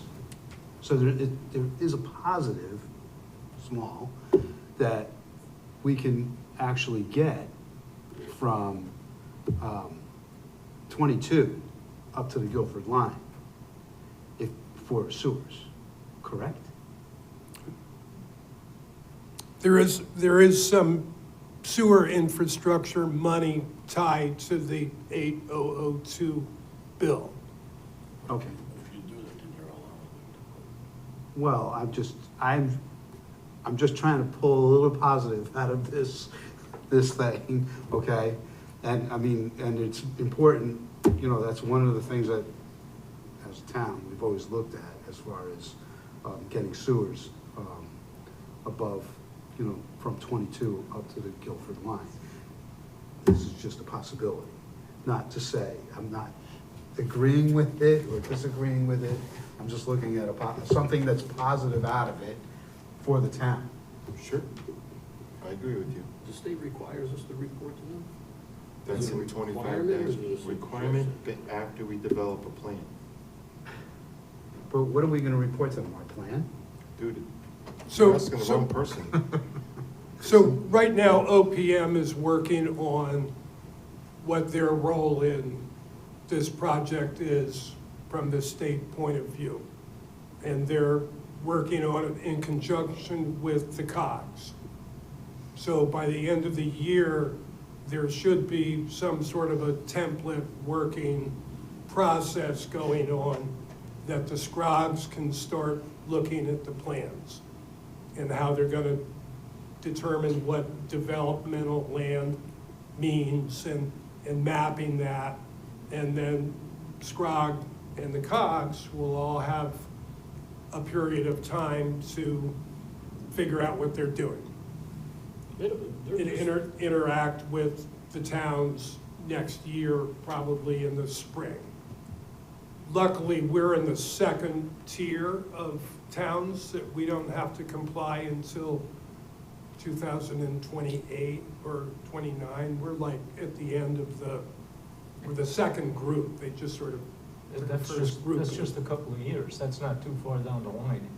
correct, well, I'll be retired by then. You know, I just want to play devil's advocate. Microphone. Oh, Thank you. yeah, I want to play devil's advocate a little bit. When it developed, I heard you say that the mandate is we can't mandate parking. So if that's the case, you may find it surprising, but we do get a snowstorm every now and then. And if you have 9 houses on an acre with no parking, the place to park is on-street parking. So if you have on-street parking and the town says there's a parking ban for our snowplows to get down the street, you know, can we tow the cars? Can we not tow the cars because it's a state mandate? Then the other thing is, let's use, recently there was this piece of property that was now business, B1, I believe. But if housing went in there and the people had to park in the street, there's no shoulder on the road, so you in fact would be parking in the drive lane of Route 80. So who pays for enlarging Route 80? Because you have to have on-street parking, and then you have to have the bicycle route, and then you have to have the travel route, and do the same thing on the other side. Can we deny a project because of all that? I mean, for public safety, yes, that's a good idea. Can we deny something for public safety? You can deny it for public safety, yeah. But you need to have a pretty good reason, backed up by That's a engineering pretty good studies and reports, not just people saying, I think this is gonna happen. Well, I think it's gonna snow next winter, so. It might not, you know. What about a requirement of a bus line, that they have 2 units and more have to be on a bus line? Can we put that in as a requirement? We don't have a bus line, do we? Oh, yes, we do. We do. It goes down to the high school. Yep. Oh, just to the high school. That's it, Yeah. I guess that's the only place you can put them, if we have a requirement of a bus line. 'Cause- I believe we could do anything we want in our regulations. all right. But So we- Dave, relative to Ron's comment about parking, what, is this Public Act 25-1 superseding our regulations relative to parking? Yes, Because we had, I believe, our parking requirement was based on number of units? Or the other Correct. way around? Forget. you need 2 parking spaces for each dwelling unit. Right, that was our edict for parking, Residential. residential Right. parking. So this trumps that in Correct. 2 to 9 units in business zones? No, it's a different, That's a different, they came up with a Category. different idea, which is, 16 or less? yeah, 16 or less, you can't require parking. 17 or more, you can require parking, But if the developer chooses to hire a consultant to tell us how much parking they really need, we have to take the consultant's choice rather than our regulation. Okay. And I think, you know, practically to your comments, Ron, you know, a developer's not gonna develop something that doesn't have any parking where it's needed, because he's not gonna be able to sell the units. I mean, it's common sense. This is more oriented towards New Haven and Hartford, where there is parking lots and off-street park, you know, on-street parking. It doesn't really look at towns like North Branford or Bolton. Right, you know, but Salem what or I'm seeing, Scotland my or- mind is running crazy with this, is an end run. Because you have the SCROD, which is New Haven and New Haven, okay? So New Haven requirements and their streets and their bus system and their sewer system is nothing like North Branford. That's, you But the know, mandates will- go up to Hartford and tell them. So parking is just one element Right, of the Public Act, right? Our form-based is more towards what, again, what we want our town to look like and add more features to our regulations that are lacking currently.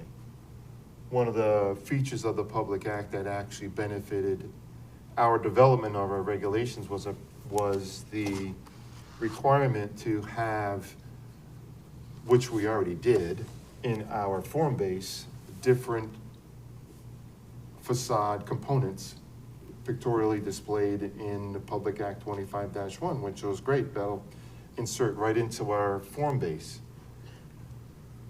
code. So I have some changes I'd like to propose for the form base before we open up the public hearing on our text amendment. What I'd like to do, Dave, on page 4 of our form-based code, standard for all lots, building setbacks, that page, I like it to reflect what our bulk standards are for B1, B2, B3. And so we have A, B, C, primary front setback, min, max, proposed 10, 20. I like to propose at 25, 50.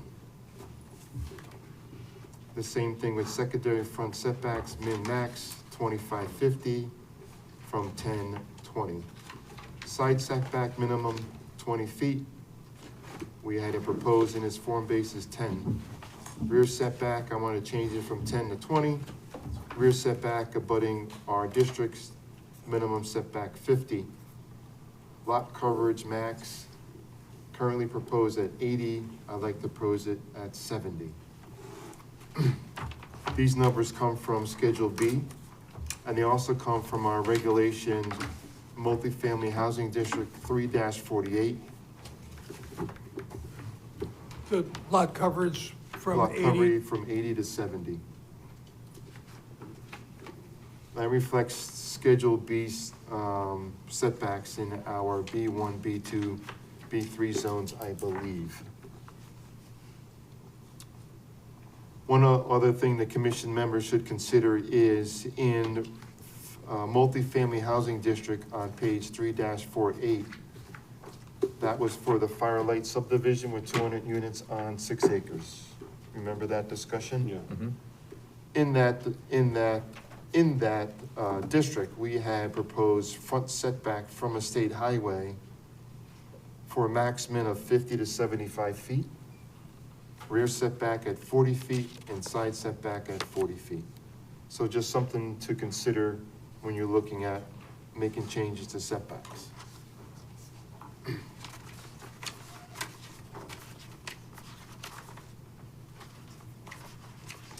We worked really hard on that multifamily housing district proposal.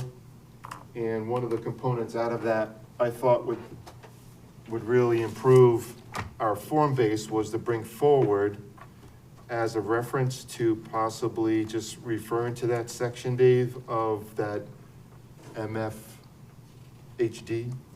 multifamily housing district, relative to the landscaping portion.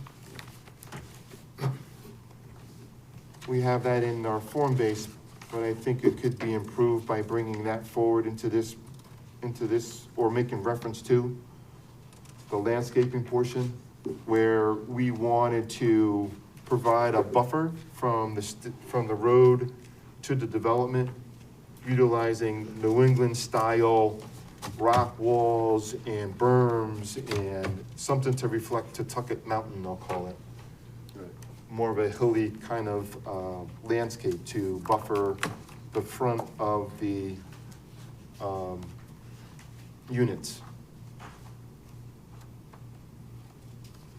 Can't seem to find it off, oh, here we go. So on page 23, Dave, of our form base, we had design guidelines. Line B, it was on page 3-50 of the multi-housing district 1 through 8. Comply with 39.7 of the regulations currently in play, which basically calls out everything associated with, I believe, landscaping. So where would that go on page 23 on F? Yeah, somewhere down there. Yeah, because there's 3 or 4 components at F, G, H, I, J, all talk about landscaping. We can incorporate it into that one. Okay.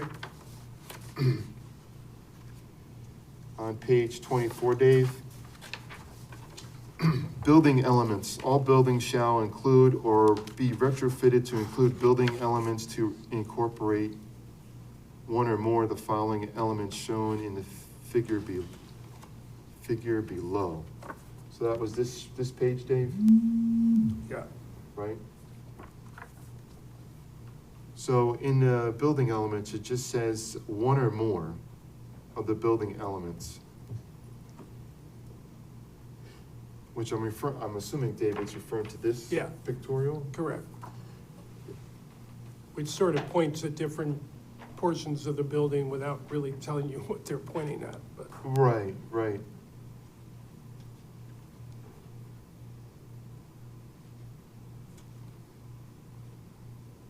So I'd like to change it from just one or more. Shouldn't be multiple? You just want to get rid of one or more? Elements to incorporate the following elements? You should maybe have There you go. 3 per unit. Well, I was looking at, Paul, the primary building elements, primary materials, Yeah. the top, which are always lacking, and developers always come in front of us exactly telling us what they want to do. Like we did with the bank just now. The bank, right, you made the suggestion. Well, this supports that development by utilizing this sheet. In this statement on D, building materials and design, primary materials, 80% of each facade shall be constructed primary materials. For facades over 1,000 square feet, more than one material shall be used to fulfill the 80% requirement. So every 1,000 feet will have something different. Every 1,000 feet will have something different.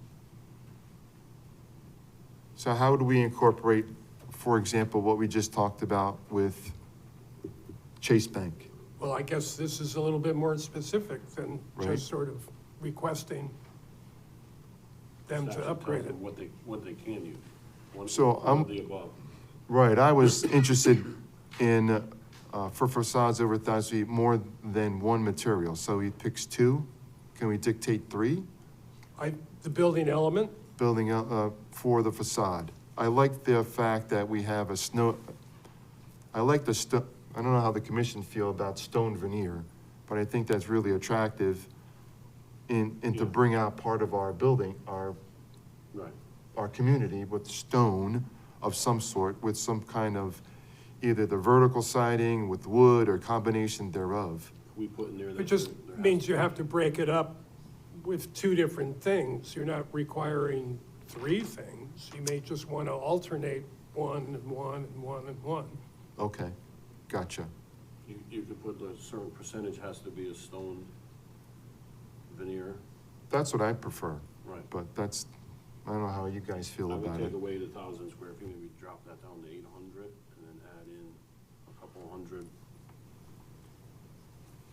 Or even if you word it to a percentage of, because what if it's a smaller than 1,000 square feet, which isn't a lot. You know? Dave, what does it mean by 80% of each facade shall be constructed of primary materials? Well, the other 20% can be whatever you want.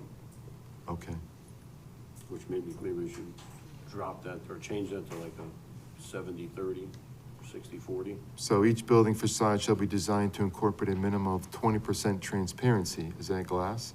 Yeah. Okay, so the other 20% is glass, Right, so you're chopping, right? yeah, you're making it more attractive than just one block. One big brick wall, right? Maybe even take the bricks out, You really want brick? you know, just take the brick right out. Let them come to a proposal if it's something different. So Dave, if he comes in front of us with concrete, that's not part of this project, right? Concrete slip forms or stand-up walls? Well, that cement board, I think, might fall under that, right? Yeah, that Well, cement it's a- clapboard. Yeah.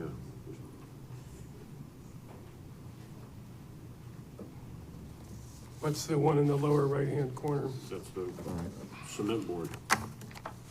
So you don't want just cement, this is broken up cement, right? More like a stucco? Well, it's like, you know, embossed concrete. It's got some character to it. Right. Okay, something to think about. That's kind of what I was looking at, but. Commission members have any questions or comments relative to the form-based zone that we're proposing? I like those changes. I like those changes. Okay. So with that being said, Dave, you have anything regarding this topic? No, I think I've said enough. Me too. Sorry for the audience indulging in our banter up here, but it is a public hearing, so I'm going to open up the public hearing to anybody who's in support of or have questions. At this point in time in the night, anybody want to speak about this topic, come on up and have a go at it. In support of or opposition to?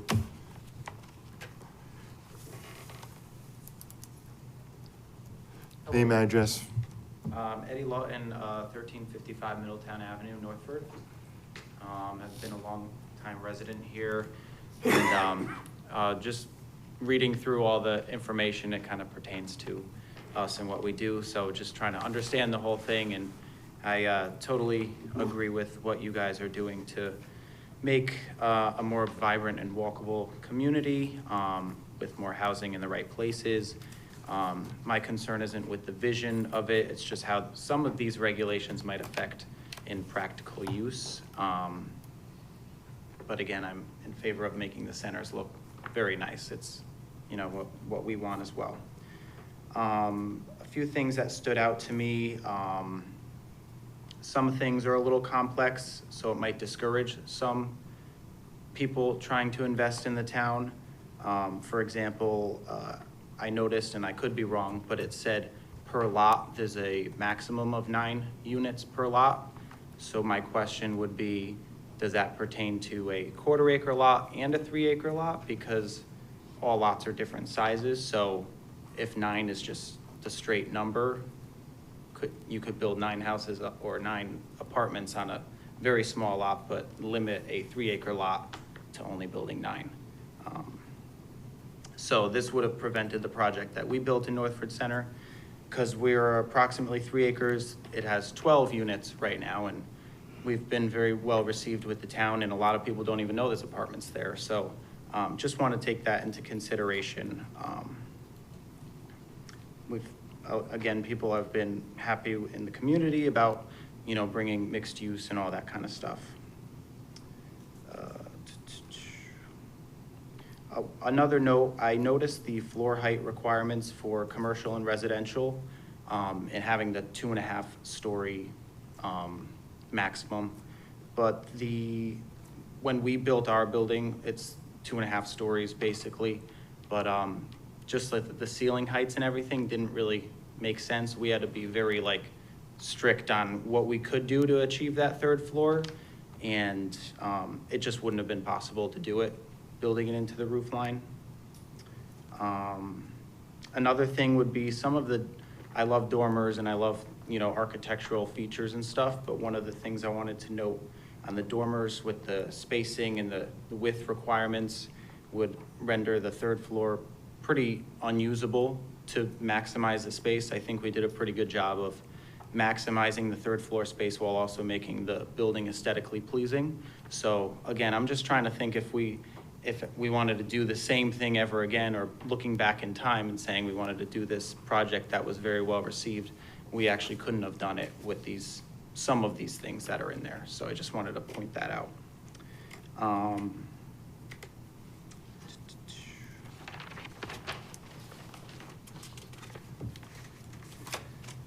I don't know if this pertains to the regulation of the 25 one, but a suggestion would be if you were to allow residential or have the concern about a Chinese restaurant in the strip mall being an apartment next to, businesses, could you make it a requirement that it has to be a separate building that's residential, so it's completely separate than the commercial within the same property? And I'm glad you mentioned something about the setbacks, because that was also one of my concerns, just in a practical sense. And also, I just want to reiterate what you said. I'd rather encourage multifamily housing in our centers and rather than creating pressure for more multifamilies in residential neighborhoods.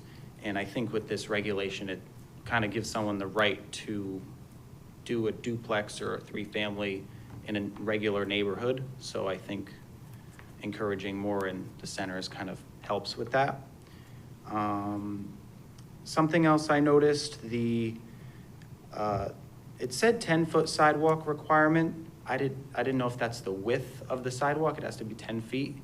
That seems, if we have thousands of feet of frontage, it's quite expensive. So I don't know if there's something that could be done about that as well. Because in all honesty, and I know Member Sienna mentioned sidewalks, and it's very important. And honestly, I would love to save up to do sidewalks on our complex eventually. It's just a money thing. If I had $1 billion, I'd do it tomorrow. And I love walking in different town centers and using sidewalks. So just making it, if that is going to be a requirement, not as burdensome, just because construction materials are so expensive and labor and stuff like that. And the facades, again, I agree with making facades look good. I think good design should be the goal rather than specific materials, because sometimes someone could spend a ton of money on something and it looks like garbage. It's how it's put together and how it looks cohesively, if things match and that kind of thing. So just keep that in mind as well. And then I support continued investment in North Branford and the centers, lifelong residents. So I want to, encourage that to other people. And then just, again, making so many restrictions kind of prevent, the biggest thing for me was just looking back, it would have prevented what we did that was so well received. It created housing, it created commercial storefronts, a coffee shop, real estate office, that kind of thing. And people really love it. So I just wanted to say that. So that's it. Thank you for your consideration. Thanks, Eddie. Thank you.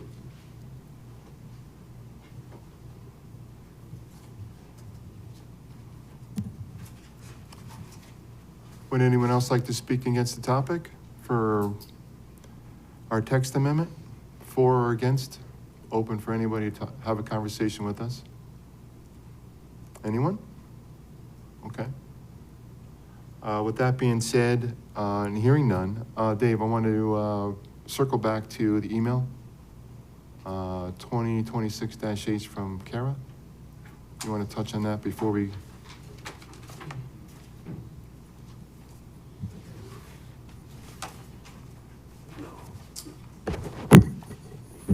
Again, an email from Kara Papa. My primary concern is ensuring that both the commission and the public have access to the most current information before adopting permanent changes to our zoning regulations. At previous meetings, I requested that representatives from SCROG attend a public meeting to explain the requirements of the Public Act, answer questions, and clarify how the legislation will affect the town. My understanding is that OPM continues to develop implementation guidance with the COGS. If that guidance is still evolving, I respectfully ask the commission to consider delaying action on these amendments until residents have had an opportunity to hear directly from SCROG and ask questions. So again, that's about the growth regulations that really aren't germane to our zoning issues tonight. Residents deserve a clear understanding of which zoning decisions remain under local control, which changes are required by state law, how public participation will occur under the new framework, what role the P&Z Commission will continue to play in future development decisions. The more transparent this process is, the greater the public's confidence will be in the decisions that follow. Well, I think we've had a pretty transparent, clear discussion outlining a lot of what's going on. I would agree, Dave. To some, it's still clear as mud. Quite frankly, it's what we're talking about and have been talking about is nothing is cut and dry. It's so voluminous that it takes the commission members a heck of a lot of volunteer time to try to figure out exactly what is being proposed and how it's going to impact the town. So we appreciate the feedback and welcome any additional emails into Dave for our conversation. So with that being said, I would like to continue the public hearing with the changes that we talked about today. Do we have a time frame, Dave, for our public hearing, or is it unlimited? It's not a 60-day, 120-day? It's unlimited with us, yes. Okay. So I'd like to propose, with the commission members' approval, that we continue this discussion for the next first meeting in September.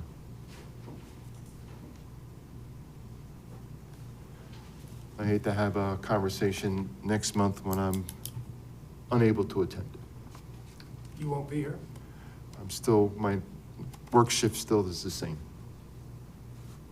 So hopefully in September it improves. So with that being said, do we have anything, so we're all set with that, right? Yes, sir. We don't need a motion or anything, right? No. Just gonna continue the public hearing. Okay. Next is new business, which we don't have, other business, and then Dave, we have your town planners report. Anything you have to I offer have today? Nothing to report, other than I'm still here. You're still here. Yeah, we appreciate you. Right. Still Thanks, Dave. reporting. Anything on Rite Aid? Rite Aid still dead, dead issue, Rite Aid? Rite Aid, Northford Center. Northford Center. What about it? Yeah, what happened to the building? Anything going on with that, or is it still? Oh, I had an inquiry about a possible child daycare going in there. That was the last conversation I had. How about the cutting the shrubs and everything, the sightline when you pull out of there is getting horrible. I stopped calling that guy, I guess, but I guess. I will call him tomorrow. There's somebody, it's the different guy that's there now? I will call the owner tomorrow, Paul. It's just bad, it's just bad. So that building wasn't sold? I don't believe it's been sold. Was the sign? I think they switched. They've changed Realtor. realtors. Oh, is that what it is? Yeah, There's no sign up. No, they changed someone probably realtors. ran it over, you can't see. Oh, people were questioning like, so what happened to the building? It's like, there's no sign. We need to step in for that before something happens over there. coming out of that store. With that being said, Mr. Ron, would you like to take us home? Yes, I would. Okay. First, I'd like to thank the few people that showed up for discussion on 25-1. You people in TV land, our discussion and the document is online, so please review it. That being said, I motion we adjourn. All in favor? Aye. Aye. Motion carries 4-0. We're out of here at 8:40. Thanks, Kim. Thanks, Dave.